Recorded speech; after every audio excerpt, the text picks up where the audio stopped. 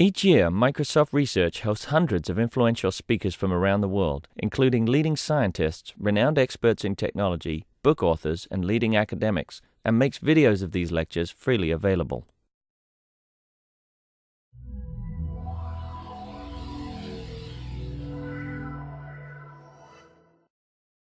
This is the software engineering track, data-driven software engineering, and I welcome you all to this. And our first speaker today, by the way, my name is Judith Bishop, and I'm the Director of Computer Science in External Research. And this is the first time we've actually had a long track at the Faculty Summit. And it is 5 sessions long, so we've got 3 today and 2 tomorrow, and we hope you're going to be able to get to all of them. And our first speaker we're delighted to have is Anthony Finkelstein, who is from University College London, and he is the Professor of Software Systems Engineering there. He also has many, many, many awards, and you can read all about them in his biography, but not to take too much time from him, I'm just going to mention one.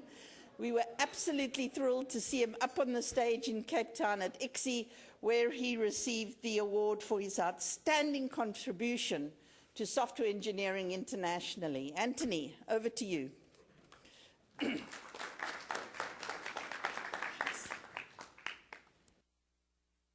Well, thank you very much indeed, Judith, and it's very good to see the software engineering community so well represented at this event, and I obviously recognize many people in the audience. I'll go and find my clicker here. So yes, I can't make the funny noises, so I'll just have to do it this way. If I occasionally groan, that's nothing to do with trying to move the slides on. So as I said, I'm from University College London, and since we've got such a global audience, I thought I would say so. University College London is one of the constituent colleges of the University of London. We're located in Bloomsbury in central London. We're effectively, though it says college in the title, we're effectively a standalone university in our own right, with a comprehensive set of activities right across the area, from arts and humanities through to a large concentration in the biomedical sciences. There are, I think, 3 of my other colleagues from UCL here at the faculty summit, representing some of the different areas we have of specializations. So I feel somewhat in some trepidation in giving this talk, because I'm intending very much to present a highly speculative sketch. So you've seen already a whole lot of people presenting material that's very well thought out, and I'm going to immediately break that, because I'm going to put forward some new ideas, some suggestions for new directions. I've been very privileged that I'm going to be giving this talk alongside Fred Worden from Microsoft, who's going to present a complementary view about some of the things that are currently being done in Microsoft, which contribute towards the creation of software ecosystems. So my talk has the usual sort of rhetorical structure. I'm going to spend quite a time, in fact, on motivation. I'm going to set the study of software ecosystems a little bit in context. I'm going to make some observations about current progress in the area of software ecosystems and in related fields. I'm going to posit some questions, some research questions, and then I'm going to make some suggestions both about the sort of analyses which might be done in order to underpin this area, and also make some suggestions as to what we might expect by way of outcomes from the area. In a talk which is entirely speculative. The stuff marked with asterisks is sort of super speculative. There are other less polite terms for it, but I won't go there. I don't suppose this woman's been ever up in Microsoft in glorious Technicolor in this way. That's Commissioner Neelie Kroes, who was the former European Commissioner responsible for competition policy. And she's not the most popular person in the immediate few miles from this spot here for fairly obvious reasons. She was, actually together with her predecessor, responsible for the European Commission's decision of March 2004.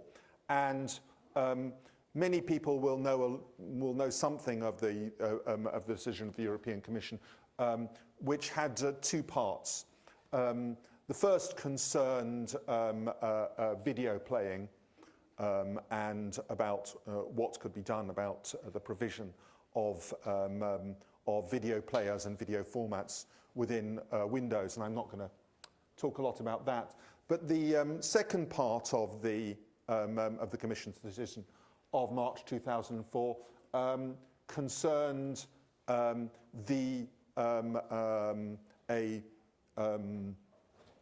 alleged monopoly that Microsoft held in the area of workgroup server operating systems. And the Commission decided, subsequently upheld by the European Court of the first instance, that Microsoft should be required to supply what was called interoperability information for the purpose of allowing competitors to develop and distributed workgroup server operating system products. Now, there's a long history of dispute which follows on to this to do with the adequacy or otherwise of the information Microsoft provided, and I was involved in providing expert advice during that dispute. But here is the, I felt I should compliment the photographs. I'm not sure whether his hands are up because he's about to hit her or not. The interoperability information was interpreted by the Commission to mean the protocols implemented in Windows Workgroup Server operating systems. And there's a pretty broad definition of protocol here, meaning sets of rules of interconnection, interaction between workgroup server operating systems, and client operating systems across distributed networks. So, why am I recounting this history? Because an interesting problem arises. It was the intent of the European Commission that they enable competitors to develop their own workgroup server operating systems that could operate in heterogeneous environments alongside Microsoft's products. Now, for commercial reasons, which we could discuss over lunch or coffee or whatever it is, that hasn't happened. But what's quite interesting is the extent to which actually the interoperability information that Microsoft was required to provide by the European Commission has in fact empowered Microsoft's own software ecosystem, a term subsequently to be defined. So here we see something which is a problem, which is on an interesting tipping point. The release of specificational information, which on the one hand can allow people to substitute products for those of Microsoft's own, but on the other side of that, that tipping point, actually permits the development of interoperable products that actually support the development of Microsoft's ecosystem, and hence increases the viability commercially and otherwise of their technologies. So this is a very interesting balancing point. So to take a couple of for instances, you could ask whether or not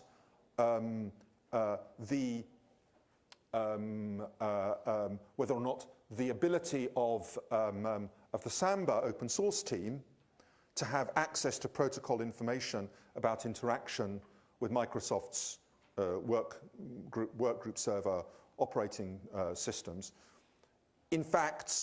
where in fact the commercial advantage in the availability of that information actually lies.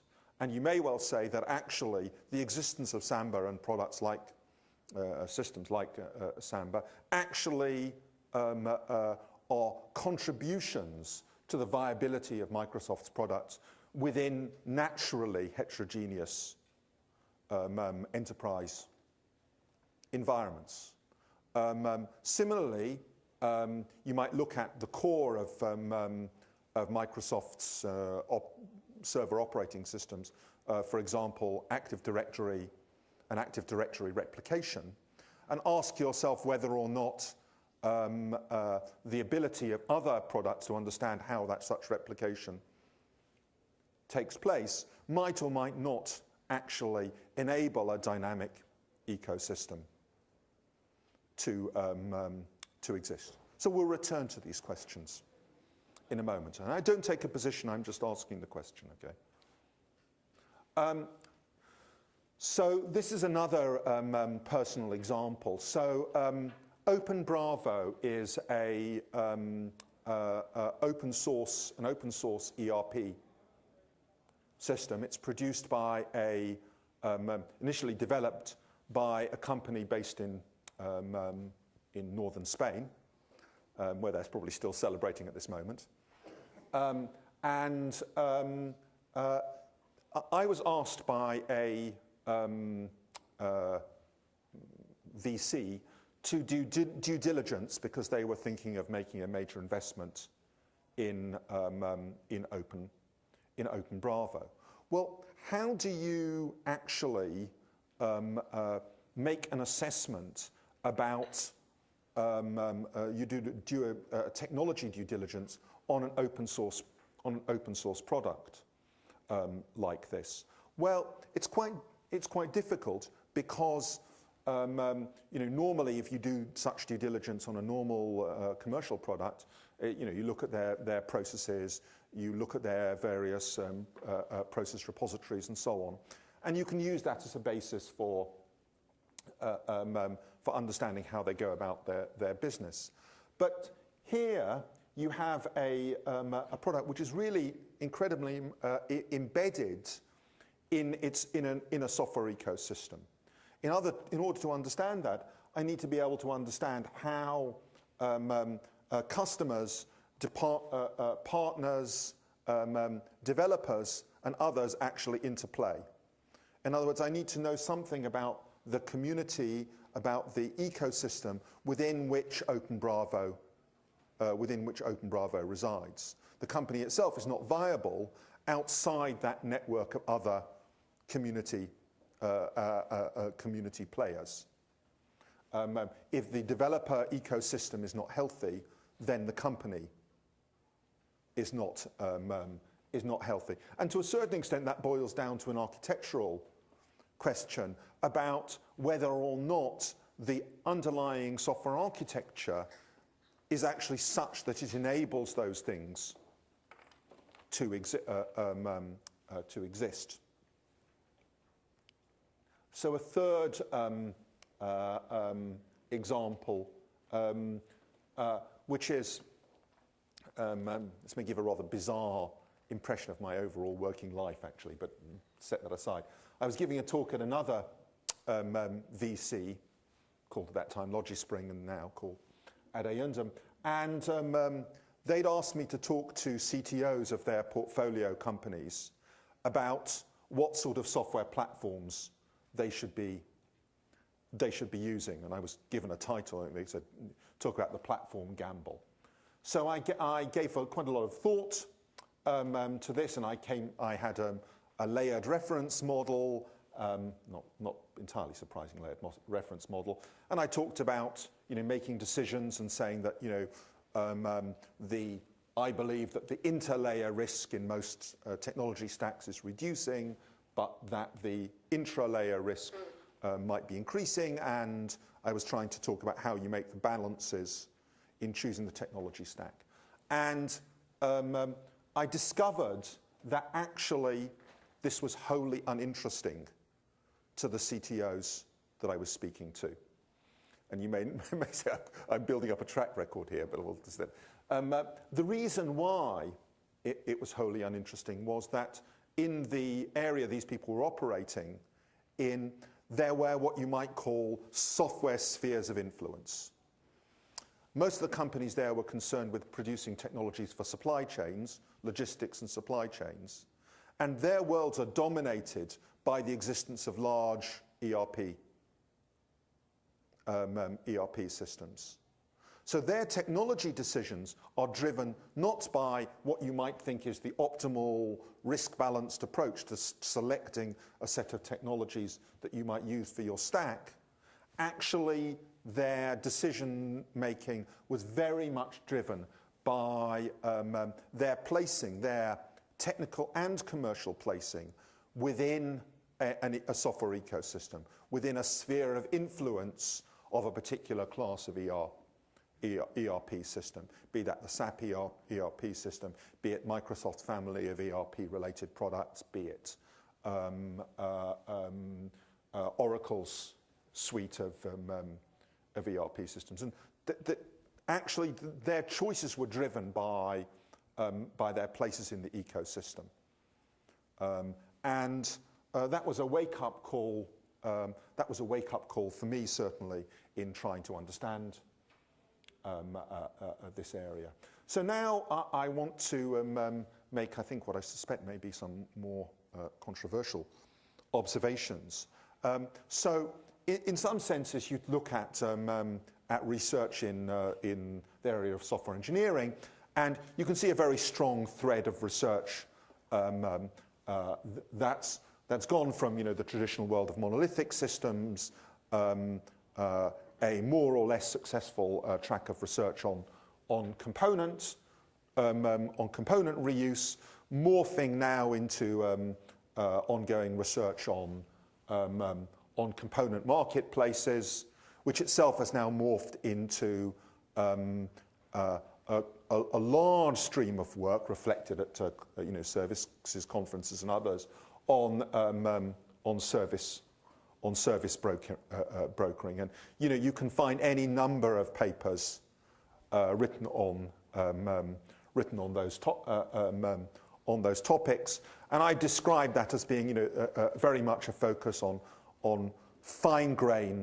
relatively fine-grain reuse, and lots of research. And here I extend this controversially.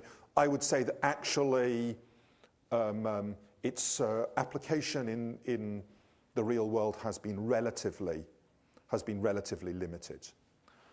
By contrast, I don't need to do that, do I? I can just click. By contrast, what we see is another track of, I don't know how to describe it, another track where what you've got is people building, built-for-purpose systems, and you've got a whole world of people basically acquiring software packages, large coarse-grained collections of functionality, and leveraging the functionality in those large coarse-grained packages by way of glueware and interchange formats and local scripting. And that's been morphing into the whole area of supply chains. So traditionally, supply chains has been something that manufacturing people have concerned themselves with, but has not been something that we in the software engineering world have considered very much. But I'd like to put it to you that, in fact, we are now very much finding ourselves in software engineering in supply chain settings, and I'll describe a little bit more what that might entail. But this sort of coarse-grain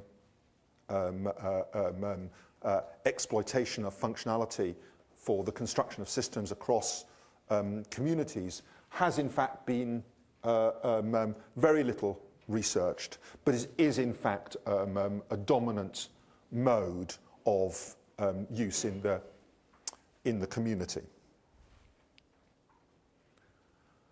So now in a talk which has already been 90% digression, I digress again.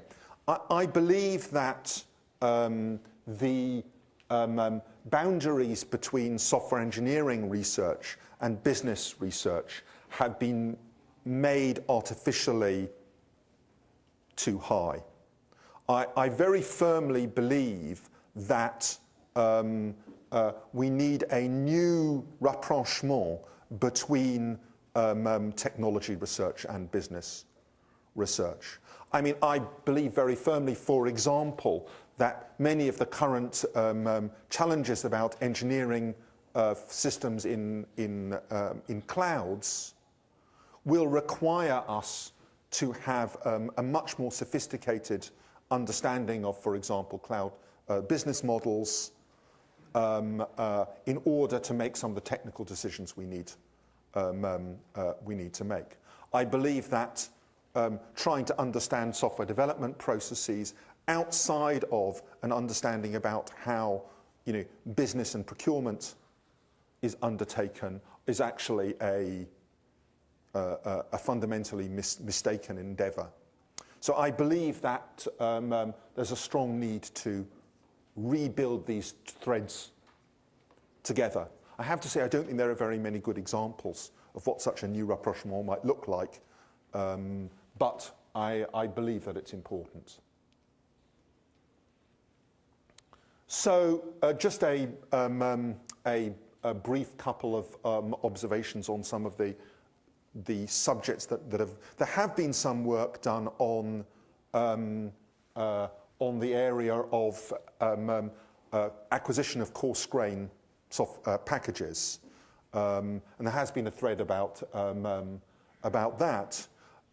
One, and a couple of interesting things have been drawn to attention there. One is the fact that you start in understanding the business of how to acquire a software package by actually looking at what distinguishes offerings rather than what all the offerings possess. So you're quite interested actually in writing specifications which don't set out the full range of functionality, but might act effectively in order to distinguish different software packages that you might acquire. The next thing I would observe is that the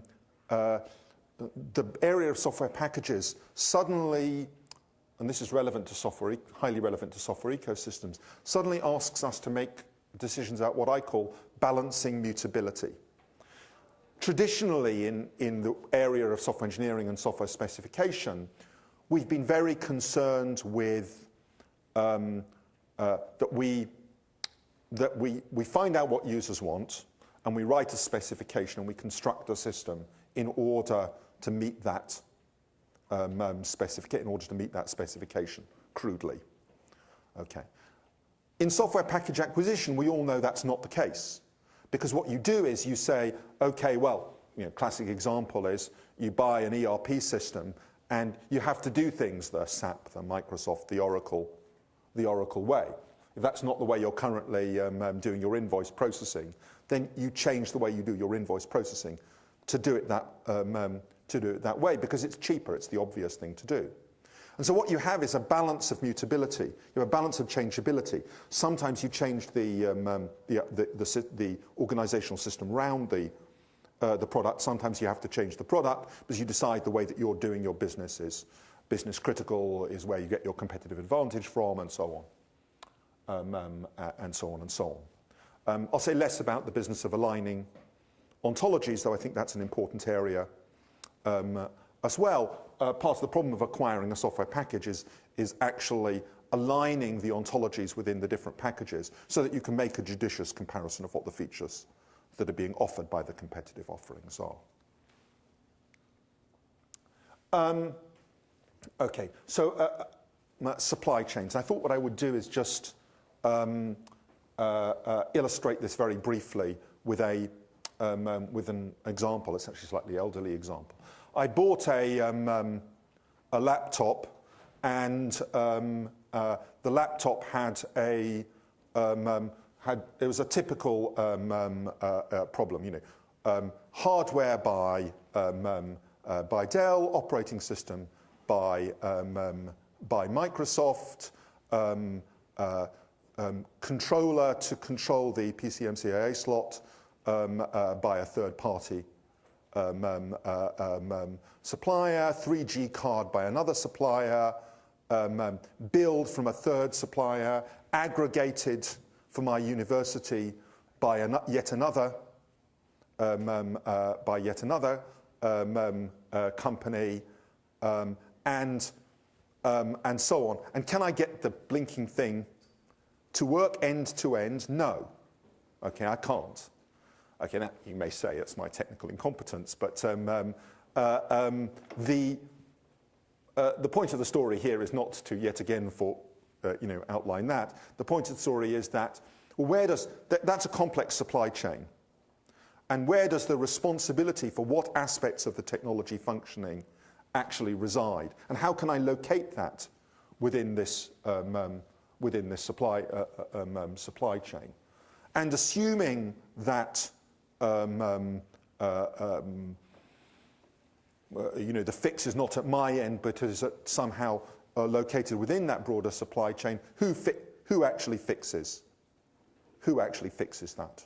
Where does that fix go, and where is that fix most stably and best made in the commercial interests of the supply chain as a whole?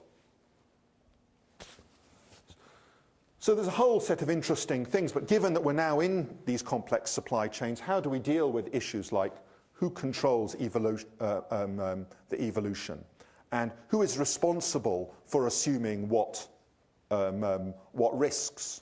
You have, in addition, all sorts of supplier risks associated with the fact that you're getting your technology pulled down from different threads in that supply chain.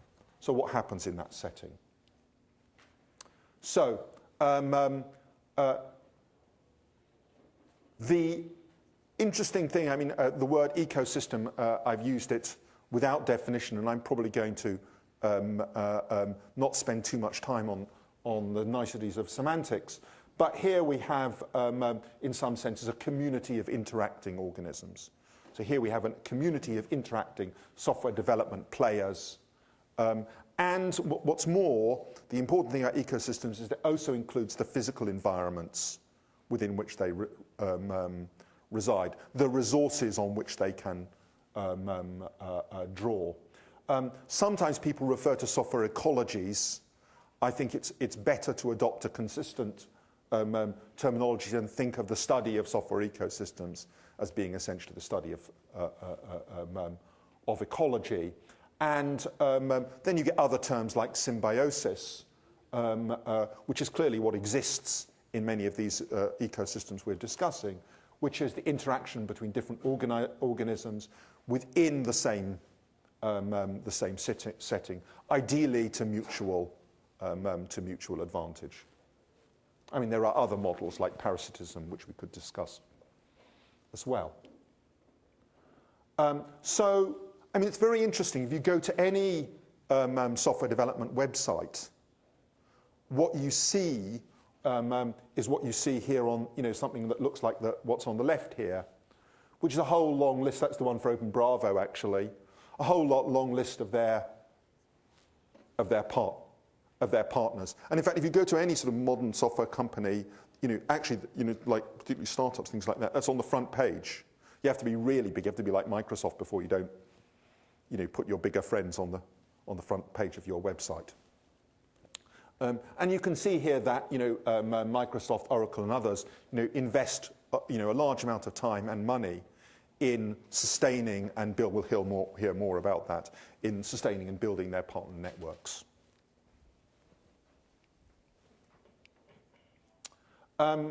Another interesting area is the development of plugins and communities around plugins. This is the Adobe Photoshop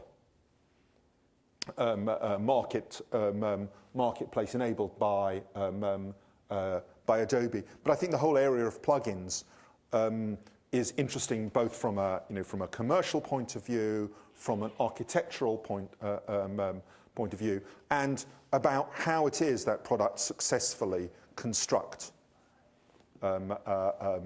such dynamic communities. There's also the whole area about what you might call skills communities. So depends how you want to consider this, what hat you're wearing or what set of filters you're using.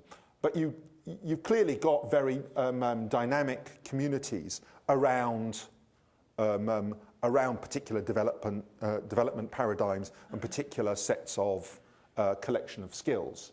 And again, large companies invest heavily in sustaining their ecosystem by trying to sustain the body of skills which underpin their technologies. You have APIs, and again, the design of APIs are very largely about how you are designing your ecosystem. The broader your API, the more opportunities you offer up, but the more of of your own commercial space that you're actually you may be restricting. So you can consider the design of API. You can consider the design of APIs as effectively steps in the design of an ecosystem. So here are some research challenges. Okay, how do you, if you've got a product to offer, how do you enable an ecosystem around your offering? How exactly do you make that trade-off between complementarity? In other words, I want to enable people to offer complementary offerings while restricting the ability of others to substitute their products for yours, in other words, retaining your integrity within your particular competitive niche. How do you leverage an ecosystem, and how within an ecosystem do you identify what might be viable niches? Are there any way of understanding these ecosystems structurally so that you can seek business opportunities within them? Okay. This is and further. What makes a community live? What makes a software ecosystem, dynamic? A classic way in which this, I was just discussing this with Bashar Nasebe before the talk. The question is, you see that a large number of open source projects that are on SourceForge, don't work. They fail as open source projects. And they fail because they fail to build dynamic communities around themselves. And actually understanding how that might take place is a very interesting question. How do we look at what are at trajectories? In other words, when you're building a software ecosystem, you're not looking purely at the situation as it is now, but you're looking at how this might evolve given the independent trajectories of different development efforts. I just wanted to point here on the side to, I think, the very interesting work that's been done on the application of real option theory in the development of interfaces, work of Kevin Sullivan most notably, where I think there is some interesting interplay about the idea about treating an interface effectively as an option on future expansion of your system. It's an exciting area there. Open standards are also a very interesting area, and it's quite interesting that we've got a real clash in our community, which is sort of things. Whereas in most other areas of engineering, standards are used to provide norms, baseline best practices. In our community, on the whole, open standards are used in a rather different way as skeletons for future, around which future developments take place. So I think there's an interesting question about the role of standards, open standards, in the creation of software ecosystems. And we might look at, the W3C for examples both of the successful creation of ecosystems and for the way in which the W3C have also killed the development of some areas through the promulgation of standards. So I said I would, and I'm aware of the time, I said I would outline some possible approaches to studying this area. I mean, I think there's some interesting analyses that can be done on the area of API usage. I think we need some real serious study on the area of plugin architectures and plugin markets, which I don't know has been done. It's fairly obvious that social network analysis might play an interesting role in this area. Some of you who know my work know that we had a recent paper at ICSE on a tool for analysing, looking at using social network metrics to identify stakeholders in complex requirement settings. And I envisage that sort of direction of work as being something that might be extended in the area of software ecosystems. There's a very big community, actually, of people, strange enough, in the area of marketing, who work on what's called sentiment analyses. So, for example, what they do, and an example product of this is Meeting Mine, what they do, actually developed by some ex-Microsoft people, what they do is mine large corpora of corporate data, looking for indicators of sentiment, looking for particular, I don't know exactly how to describe this and things, looking for particular words, phrases, and sequences of interactions which might suggest to them, which have emotional content. I think it might be quite interesting to apply this to the area of software ecosystems, to look at, at what makes communities, software communities, live or not live, what the social content of these interactions might be.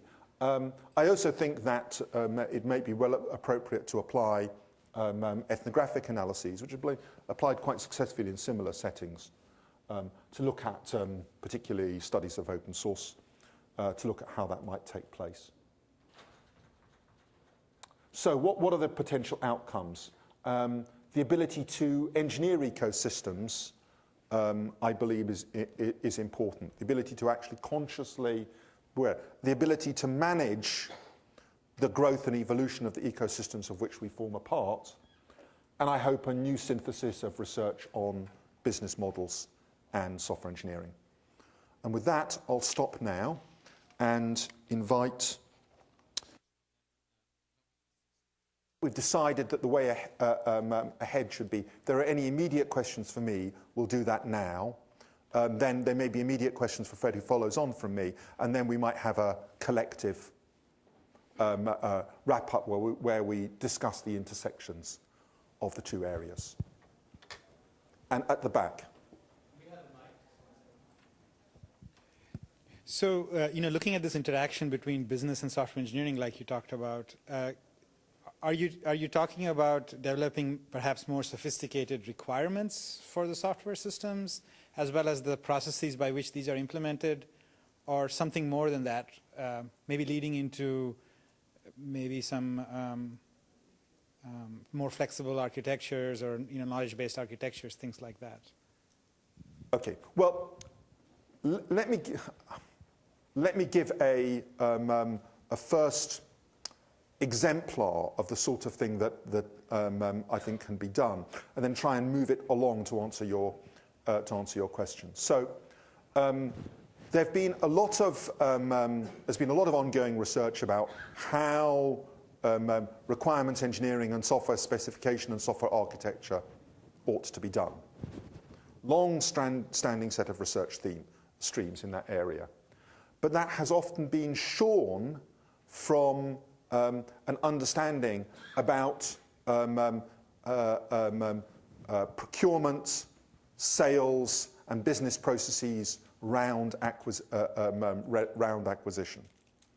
So often these approaches have failed, not because they are technically flawed, because they are inappropriate for the business setting in which they're embedded.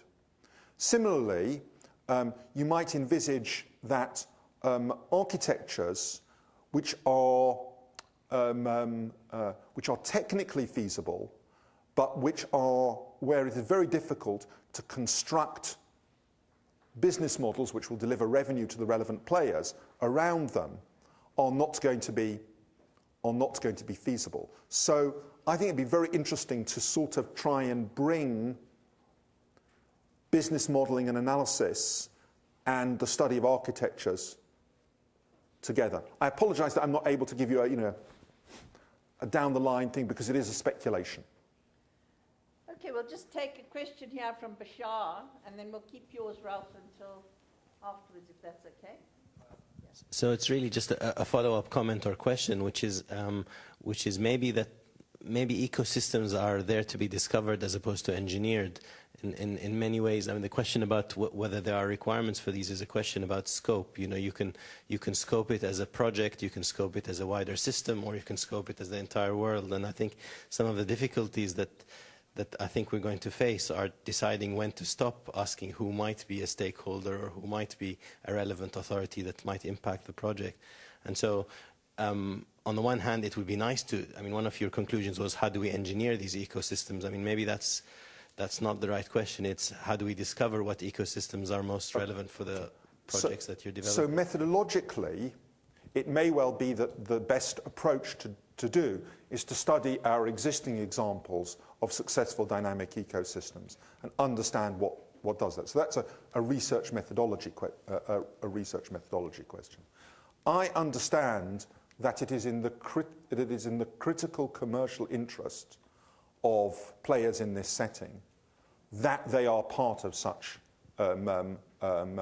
ecosystems. And then the answer to that is nobody leaves critical commercial concerns to chance.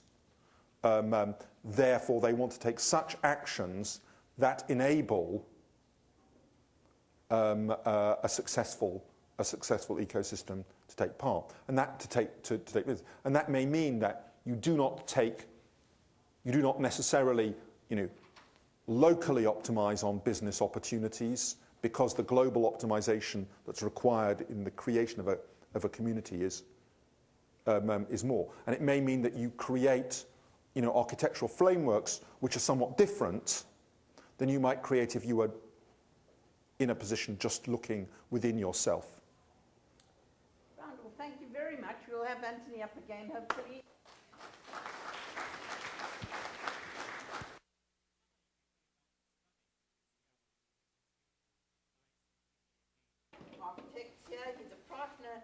product unit manager, Fred Worden, and he's in the server and cloud division, leading interoperability engineering. So over to you, Fred. He has many, many years and many, many patents, and we're going to see what he can tell us from Microsoft's point of view about open ecosystems. Thanks, Fred. Thank you very much. I have a question for everybody. If you were to rank Microsoft, Apple, Google, and IBM, how would you do it in terms of who's the most open, in terms of their ecosystem? Obviously, Anthony had a slide where it showed everybody had partner networks. And it's pretty key that those evolve and change over time and grow, hopefully adding value to their particular business approach. But if you think that of those four, Microsoft has the richest or most open ecosystem, raise your hand. We're being recorded, right? 1, 4, 5, 6, 7. Most open. Okay, we'll go to Apple. Okay, let's go to Google. 4. Let's go to IBM. Very interesting. Okay, IBM has it by probably about 3 or 4 folks. I think by the time I'm done speaking, we might have a different perception to that. Oh yeah, the one late vote doesn't count. You didn't ask how many people thought that none of the systems were very open. Well, that's a given. They always can be improved, and we'll talk a little bit about what we've done to open ours up, I think, in a pretty significant way. The one thing I'd kind of summarize everything that I talk about here is, especially with Neely Cruz and Ballmer's pictures up front in Anthony's introduction, is if the medicine doesn't kill you, it makes you stronger in the end. And I think that's what I'm going to show you that we've learned in what we've been doing. And I think it's going to make us significantly stronger than what we did before.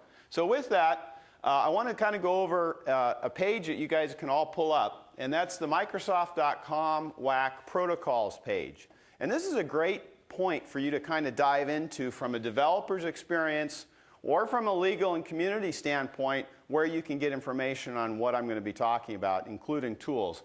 But this kind of is the anchor page for the effort that's gone on over the last 6 years to document all of our protocols and to offer up Plugfests and Interop labs to anybody without even taking a license to all of the work for our high volume products. And it's not just Windows, but it's actually Office, Exchange, SQL, etc. So this goes across all of our business divisions, not just for Windows. But I'm going to focus on what we've done for Windows, which has really set the tone and pace for actually all the rest of the divisions as well.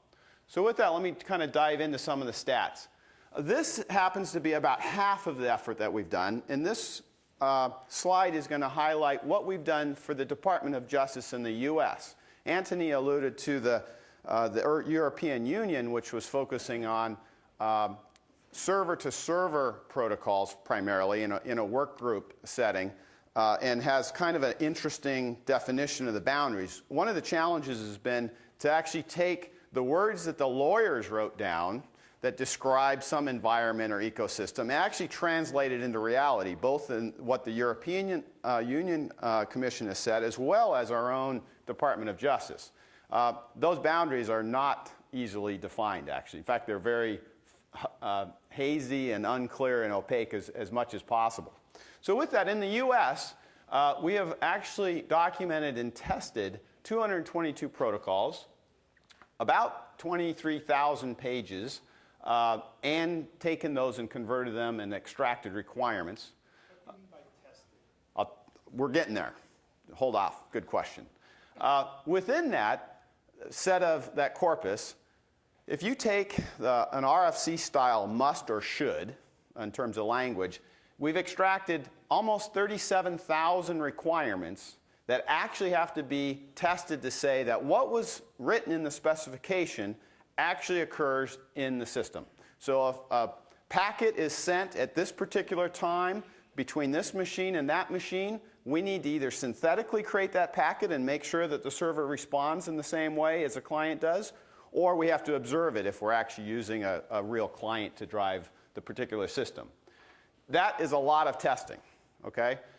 Within that, about 60% of those protocols were tested with an approach called model-based testing, with one of the tools that we actually inherited and adopted in terms of a product from MSR, which is a fantastic technology transfer story as well, called Spec Explorer. I'll talk more about that later. 31% of the protocols were tested using traditional test cases, where they were serialized and written case by case in a very linear kind of coding approach. So within that, we had about 67,000 person days of effort to do just this set. This is half of it, actually, because if you actually add in the European Union requirements, you about double this over the last 4 years. Probably to the tune of about, if you add it all up, probably about $75 million a year in both the documentation and the testing effort for the last 3 to 4 years. Significant effort. So here's a little bit of a breakout in terms of the traditional versus model-based testing. And we've had a good chance to actually do some statistical analysis on the efficiency of either modeling the protocol or developing it just using a traditional test approach. The model-based efforts were significantly more efficient, and not only that, they're easier to maintain in the long run because you can tweak the model and regenerate all of your test cases on the fly. So there's a lot of benefit to doing this, including taking that same model and driving it back into your system for fuzz testing, for security, et cetera, et cetera, et cetera. You get more and more benefits once you've actually modeled that particular portion of the system. So with that, I'll kind of describe model-based testing in a nutshell. Who here is more familiar with it than I am, even? Raise your hand if you know what model-based testing is. Like these two guys know it because they're my subject matter experts, world experts on it, in fact. So if there's any tough questions later, I'll probably point to Wolfgang or Nico. So you start with requirements that are in the specification. First thing you have to do is efficiently extract those and manage those, okay? We had to build tools for that, including some of the things that we're pushing for in the next version of Visual Studio, which will be fantastic requirement management from beginning to end. So once you have the requirements extracted, somebody thinks about them and develops an abstract view of those requirements and develops a model. From the model, you might have to go back and find some more implicit requirements. You kind of get it right into the point where you're solid with the model. You can then generate the tests in a test suite. From that, you have expected outputs that you need to compare it to see that the actual resultant is a valid system response. And then you can go down and say, all right, you actually have to run it now against the real world system. So this is where you put the real server on the other end or client, depending on which perspective you're trying to verify. And from that, you compare the two for what actually happened, and you either get a pass or a fail. And then you either fix implementation, where we have many times where security vulnerabilities have been found from this effort, or you go up and you fix the documentation, the specification, which says that you got it wrong. The system actually behaves and does something different. Pretty straightforward, but pretty complex in terms of doing it at scale like we've done. So some of the cool things that we've done in modeling around Spec Explorer were, well, let's leverage Visual Studio. So we built it as a plugin. This is now available, and I'll give you a pointer in the next slide to where you can pick this up. The styles and languages that we want to support have to be pretty rich. The protocols that we've developed over the last 20 years, 25 years, for all versions of Windows are, in some cases, worse than looking at a plate of spaghetti. Okay? Ugly. I mean, all sorts of rules that you would like to have in a nice layered system are broken, all right? People do things at various layers, and you go, oh my God, how can we possibly have done that? So you have to have a pretty darn rich way to express those. You've got asynchronous, non-deterministic systems, state machine extractions from the model program. Test code generation is an interesting thing where you want to develop libraries to do that efficiently from protocol to protocol, where those behaviors you don't want to re-implement time after time. And then model composition. And actually, this is one of the toughest things we're still working on, is once you get all of these things modeled, and they all have layering, how do you actually combine them? and actually can you run them holistically versus piecemeal? Something that really kind of pushes computational capabilities and interface definitions between related protocols. So with that, here's a quick snap screenshot of Spec Explorer running in Visual Studio, and this is actually for SMB2, which is a very popular file system protocol that Samba, for example, is implementing, that we've worked very, very closely with in improving their testing as well as our testing to run against their implementations in the ecosystem. And here's one particular snapshot of the system running. You can drill in, you can drill out, you can actually look at the test cases as they run here, and it's quite fascinating. The tough thing about this is that most of these models become so large and so complex, how do you find what's interesting becomes one of the toughest challenges that you've got to solve. So how you slice these models and make it something that'll run in a reasonable amount of time and validate for what you're looking for is something that we've done within Spec Explorer that you can look at yourself and find more out online. The place to get that is msdnmicrosoft.com Dev Labs, and I think that the link actually, there's a Visual Studio location for some other, I think there's also some videos and some other tutorials that you can walk through up there as well. If you have any questions on that, please send me an email and I'll get you in touch with the right folks on this. There's a number of interesting ways to extend this, and I'm going to talk a little bit about what we're doing in the future, and I think there's a lot of opportunity to extend this in some interesting ways. Happy to engage from an academic standpoint on a lot of this tough problems that we've had in this going forward, including how it applies to what we're doing in the cloud with Azure. So the challenges going forward. We kind of backed into this 4 years ago with an open problem saying, one, document all these protocols, and then two, make sure they're accurate and usable. And that has not been an easy thing to do because we have a lot of masters for this data. If you think about it, we had existing specs that were written on how we created Windows, not always perfect and obviously not maintained in the best cases when products evolve and change. We have the code, which is the real ultimate master, the IDLE, the interfaces, the actual code itself, which most often we had to go back and reference, especially with people that had moved on and we had basically stubs of things that were not even used anymore that we were required to document and that we did. Parsers that need to be written so that we can actually see the traffic on the wire for network sniffers like Wireshark or Netmon, which is also something that we ship and integrate into this. The models themselves, test suites, models I just referenced before were things we just created that were new, test suites and inventory records, etc. All of that basically is independent. And what we need to do is make sure all of those actually jive and are maintained going forward in sync. Not an easy challenge, to say the least. Part of the other problem was it's just tough to see what's going on the wire. There's performance issues. A lot of things are encrypted. How do you do it? You got to break through all those barriers. So making the system more diagnosable is actually something that's an outcoming product of this as well, and changes that we're making to future versions of the operating system in pretty significant ways. So with that, this is a kind of a pictorial description of the MultiMaster problem that we have today. Somebody conceives a protocol design. Most of it's in their head.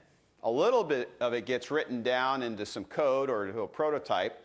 A little bit of it goes into a spec, okay? A little bit of it gets stored somewhere over that says, hey, we have a protocol. Some of it goes into this parser thing that's actually written from the code. We have some testing that goes on, and then we have a model that's tested, and all of it kind of floats in its own entity, okay? Not ideal. So what we're doing going forward is starting at the design stage with an architect saying, all right, let's express it in a new notation called Open Protocol Notation. And from that, you can derive the code and stubs and proxies. You can derive the skeleton of the documentation, which is probably about 60% of the document, maybe even more.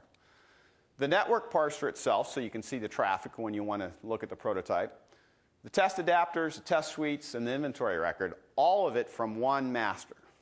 And you can round trip to actually establish the master OPN to begin with to bootstrap it from things that you may already have in code or other places using static analysis to help, but we want to get to this as quickly as we can. And I think that the actual ecosystem can leverage this as well, given that a lot of these things we're already sharing and will share, including the approach on how to maintain this. So here's just an example of it being used with an interface definition that's being used to bootstrap OPN, because you don't want to start from scratch. There's a lot of this stuff exists, but we want to maintain OPN as a sole single repository of this information going forward. DevArch works on OPN, iterates on it. Once you've bootstrapped it, you create a Word document. Writer takes it, actually finishes it off with some polish and extra descriptions on things in terms of what you want to describe, and you can go publish it. Just one example of a chain that we want to use it in. So there's a lot of things that we have to do to be expressive enough to actually describe this kind of subsystem with an OPN. Here's a few of the examples. You know, I'm not going to go into details on this. We're willing to share and provide some of this information in terms of early glimpses of where we're at and what we're doing around open. We intend to be very open with open. That's hence part of the name even. And as we progress on this front in terms of the basic infrastructure, we'll be sharing that on some of our CodePlex galleries and other opportunities for you to interact with, if you'd like. A little bit more detail on each of the particular areas between the data, how we express the data, how we express the behaviors, and the functionality and what the system's actually doing in the relationship to other systems. A lot of work's gone on in the past. We're leveraging a lot of the things that we've learned from the past. And much of this is currently based on some of the work that we've been doing for quite a number of years at Microsoft on the M language. So here's a little bit of the implementation details on the runtime side of what we do around the protocol object model. Kind of the guts of how we take anything on the input and output side. Pretty straightforward. Today we have just completed running a new document through this system, which is related to the document's called ISTM. It's an iSCSI document which we piloted with this system, and it's worked fantastic, including a new authoring system that uses some pretty cool hooks into Word to control the publishing cycle of it. Where are we going? There's a lot of things that we'd like to improve in this. One is we want to make sure that the core itself, not just the protocol object model, but all of the surrounding components to do the test suite generation from open are completed. That we can actually compose these and leverage them in and build the rest of the parsers from open that we've already done. And I think, Dave, what's the current count on the number of parsers that we have for the current parser or design, NPL? North of 500. So, if you look at all the Microsoft right. Products for Windows specifically, we're in the 350 range, maybe 400. So about 100 are just unmodified public protocols, and then the others are either extended or were proprietary. I'll repeat that just for the video. We have about 500 current protocol parsers available in the existing Netmon parser language that will need to ultimately be converted to OPN. But we have a lot of other things to do. A lot of this is obviously around consistency checking based on the models. How do we establish a really easy way for the ecosystem to verify that what they've built or what they want to extend from our particular platform is working the way that we expect it?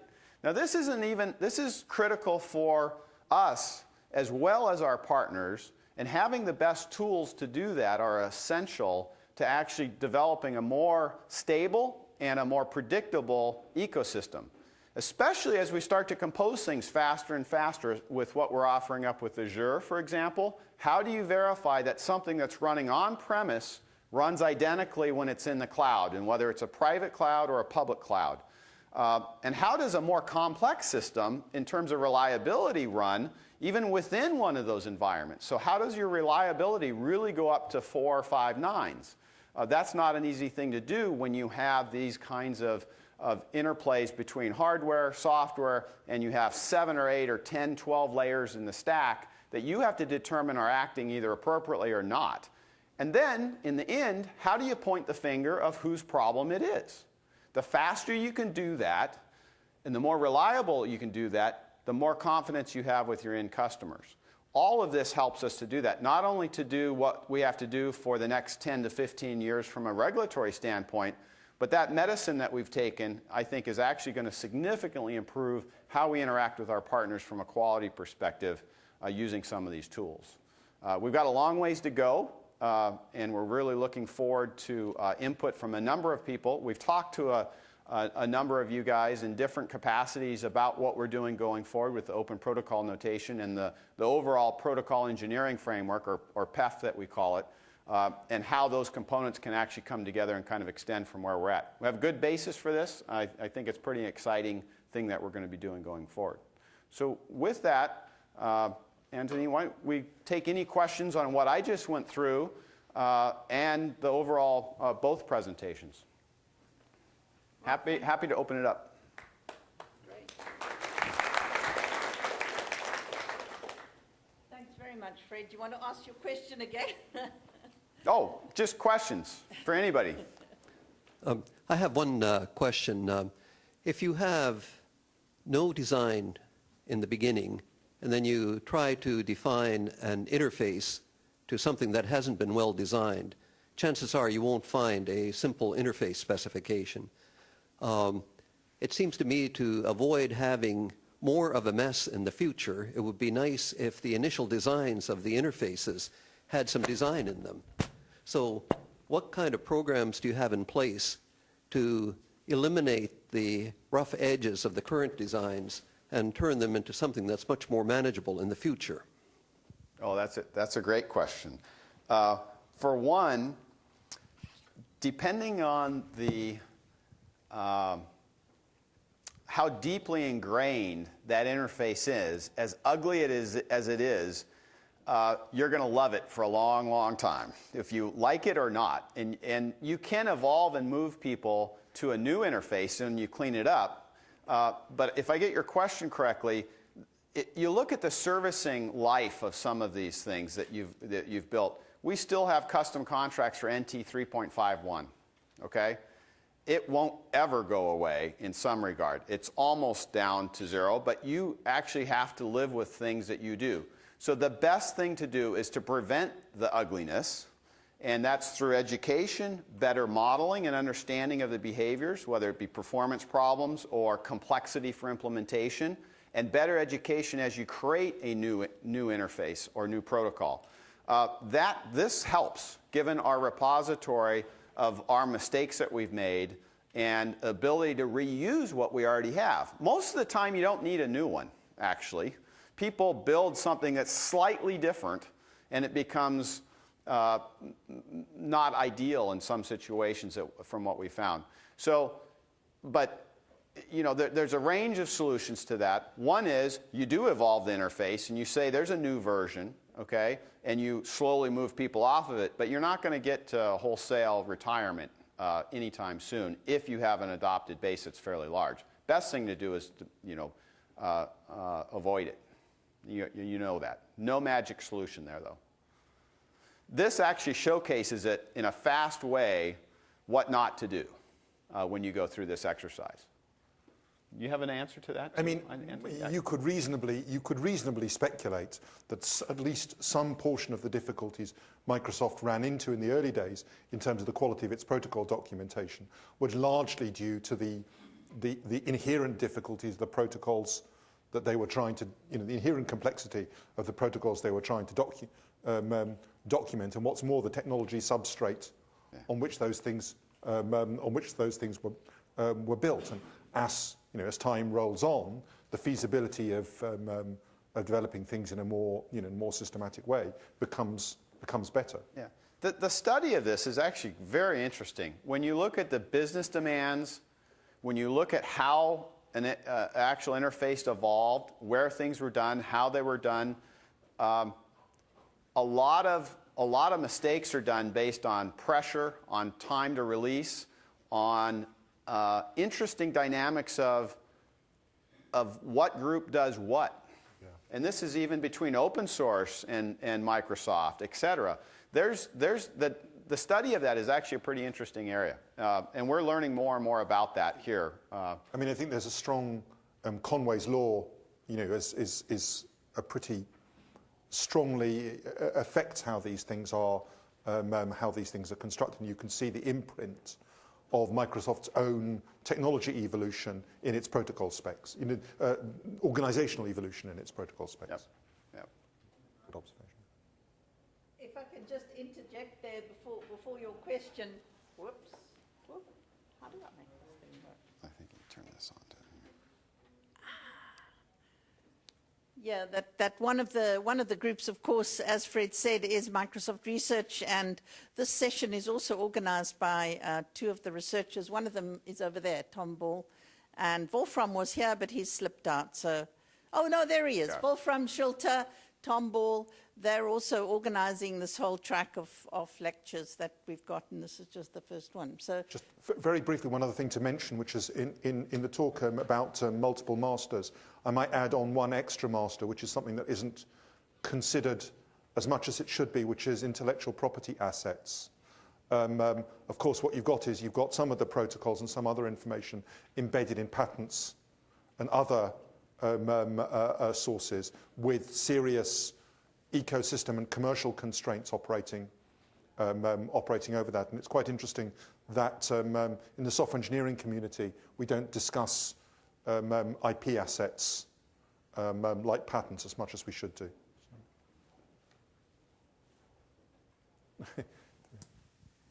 So I have two questions, actually, one for Anthony and one for Fred. And the one to you, Anthony, is that have you looked at some of the work that the MIS folks are doing on business IT alignment and so on, to try and tie in the business models and things like that to the way these IT departments work? They're doing some reasonable work in that area. And then the second question to Fred is, using this kind of program analysis, have you been able to sort of correlate what you find with this bottom-up program analysis with the business goals, captured in some kind of machine-readable way? Try to correlate the two to see if the architecture is meeting those goals in some manner. I mean, I'm aware that there is interesting work in that in the MIS community, and I should devote more time to having a look at it. So it's a good, it's a very good point. It's a very good pointer. Well, the other one. I think I can just say no. It's complex enough to try to represent the code in a rational way. Taking another step to tie that directly to business goals or outcomes is even harder. I mean, there are goals set for certain features that you can tie, but in terms of what we've looked at this point in time or really thought through, we haven't gone to that level yet. There's some very interesting work being done in the traceability requirements traceability community on using information retrieval techniques to tie business documents to other development artifacts, and seeing us inside Microsoft's repositories, they've got a lot of business documents, PowerPoints and stuff like that all over the place. It may be quite interesting to actually try and apply those techniques in that setting. So. Okay. So I really like your term, software ecosystem. I think that really captures what's going on pretty well. One place where people have been looking at that a lot, I think, is the open source community. In particular, recommend the book by Richard Gabriel and Ron Goldman. My mic is... Talk just closer to your mouth. Richard Gabriel and Ron Goldman called Innovation Happens Elsewhere.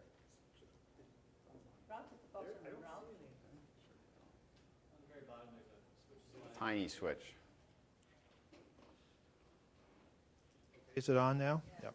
There we So go. it's a book by Richard Gabriel and Ron Goldman called Innovation Happens Elsewhere, which talks a lot about business issues, how they make, and just in general, the open source people have noticed, that a lot of projects fail and a lot of them succeed. They talk about the personal issues, not just social issues, not just the technical ones. And actually, since the two guys I mentioned, when they wrote the book, were both at Sun, I would also like to point out that although it is true that if you're basing your business on an ecosystem and the ecosystem fails, that your business will fail, Sun also shows that you can have a very successful ecosystem and still not make money off of it. That it's important to figure out how you're going to use the ecosystem to make money, and yeah.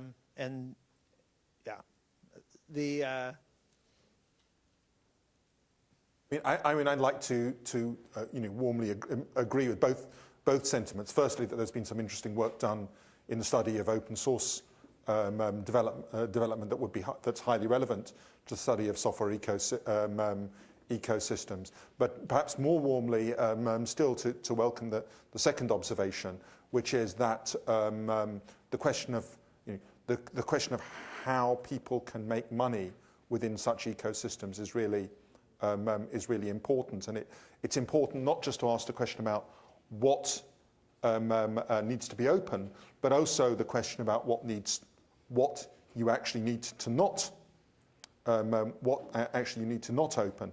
And there are some interesting dividing lines. So I've seen actually Prem is at the back, and Prem did some very interesting work on testing and encryption of testing, so that you could perhaps get test results without knowing the details of the code that was tested. So there's a whole lot of interesting work that might be able to be done that might look at these issues about coherence within a large ecosystem, but somehow prevent information leakage that loses you commercial advantage.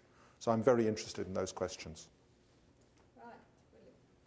Yeah, I just wanted to follow on that. Carlos Baldwin at Harvard Business School has actually been doing research on this issue that you're talking about and that you mentioned.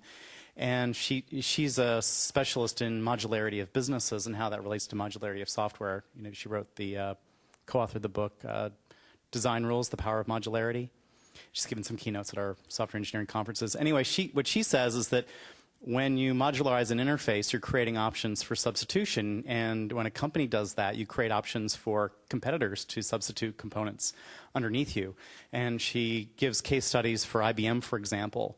When they created the IBM PC and with a modular architecture, they basically ended up giving away the whole business. Same thing happened with OS 360 and System 360, et cetera, when they had to give up their assembly language according to the FTC or whoever made that ruling. And so I think there's, she talks about the importance of non-modularity in preserving business value, which I guess is, when we talk about protocols, it's essentially modularity. You basically want to take away certain options if you're not going to be the one who's going to be exercising them. Very interesting. And in fact, she talks about obfuscated interfaces, hidden interfaces. It's very, very interesting that there's not a lot of incentive for businesses to create these interfaces if they're giving away their business value. Thanks very much for that. And I think that's a wonderful place to stop, because then we can thank our two speakers for introducing us to this new concept, which we can now go out and think about and wrestle with and take forward. And want to thank them very, very much for doing so. Thanks, Fred. Thanks. Thank you, Judith. Anthony. Thanks a lot.